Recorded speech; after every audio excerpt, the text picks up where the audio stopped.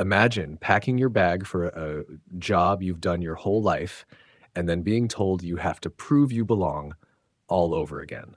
He said it plain. These last 4 months have been probably the hardest 4 months of my life. That line landed in Green Bay and across the league like a dropped mic, equal parts confession and challenge. On paper, this looks tidy. A blockbuster trade, 2 first-round picks, and veteran Kenny Clark heading to Dallas, Micah Parsons heading north, and a 4-year, $188 million extension that makes him the highest paid non-quarterback in the game. Facts, numbers, market resets. But the real story lives in the tiny human moments between those transactions. Picture the scene: a yellow beanie, a press room that hums with expectation, and Parsons smiling like a kid who remembers playing for the Harrisburg Packers. He talks about Lambeau Field and public ownership like he's stepping into a sacred hall. Then he drops the other line.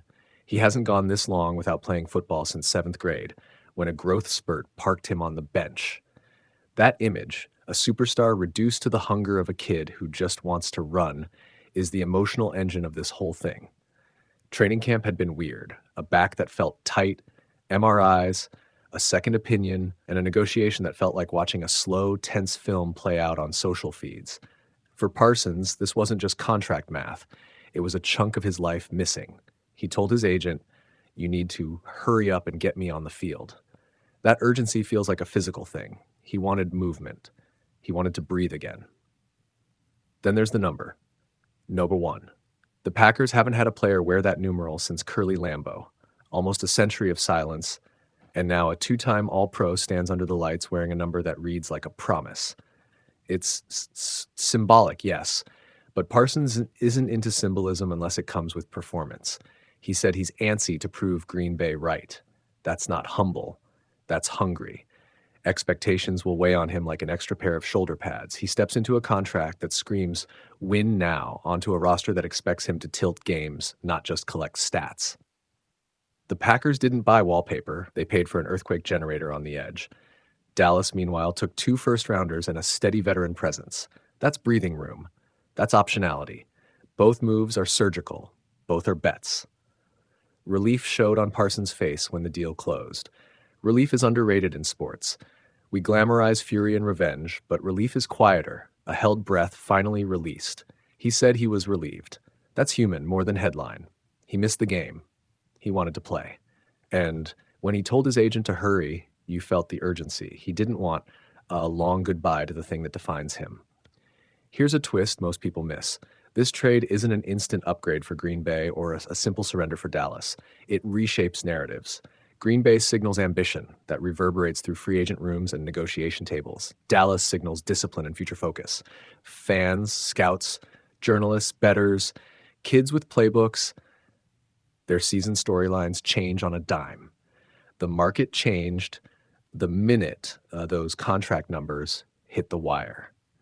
Let me ask you to slow down for a quieter image. The kid in 7th grade who missed a season because his body changed and he couldn't make weight. He watched from the sideline and promised himself he wouldn't feel sidelined again.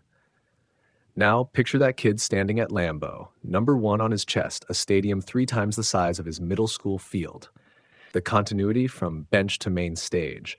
That's the story Parsons keeps bringing us back to, whether he says it plainly or lets it show in his eyes.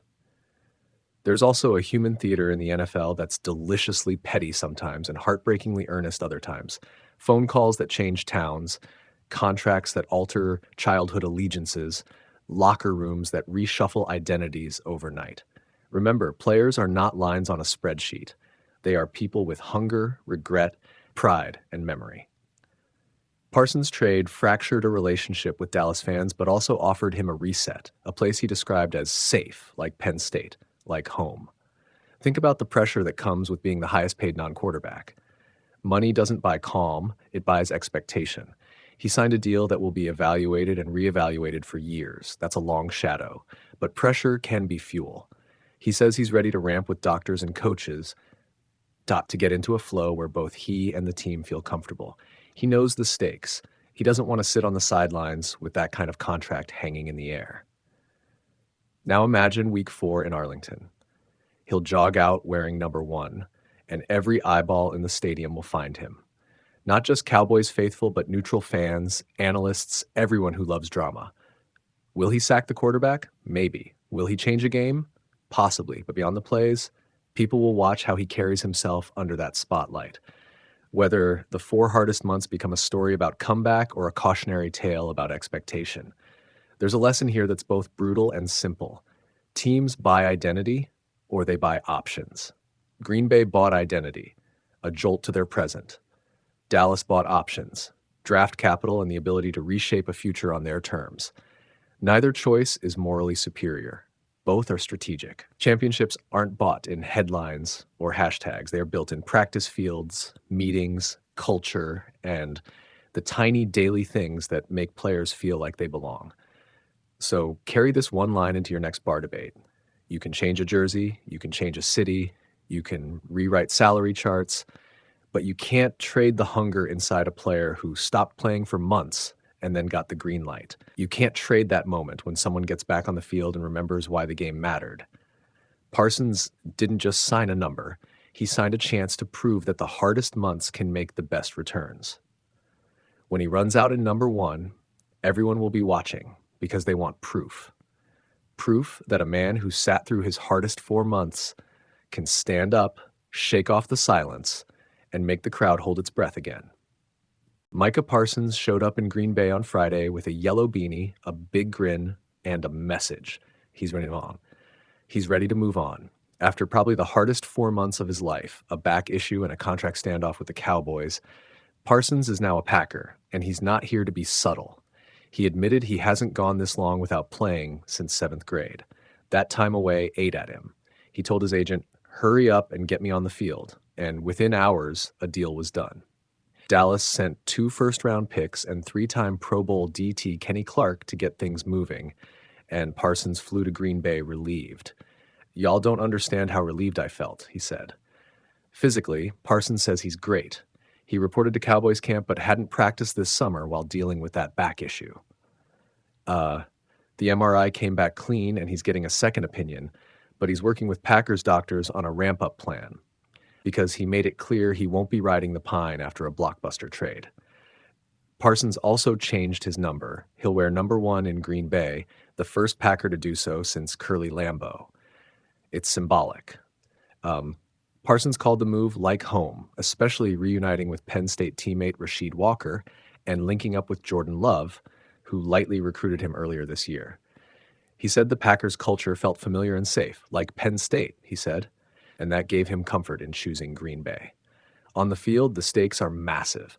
Parsons piled up 52.5 sacks, 256 tackles, 112 QB hits, and 9 forced fumbles in his first 4 seasons with Dallas. He agreed to a 4-year, $188 million deal with $136 million guaranteed and a $47 million average, making him the highest-paid non-quarterback in NFL history. Expectations come with that contract. Parsons acknowledged the pressure and the comparisons. Jerry Jones even invoked the Herschel Walker trade, and people are already comparing Parsons to greats like Reggie White. Parsons said he feels the weight, but also the blessing of being so valued. There's an intriguing subplot, a very early rematch. Green Bay faces Dallas on Sunday Night Football in Week 4, and Parsons won't just be back, he'll be on the other sideline. For now, he's focused one game at a time. Lions first, Commanders next, but everyone knows what's coming. Bottom line, this is a franchise-altering move. Green Bay bet big, Parsons got a fresh start and a target on his back. Will he justify every pick and every dollar? Time and Week 4 in Arlington will tell.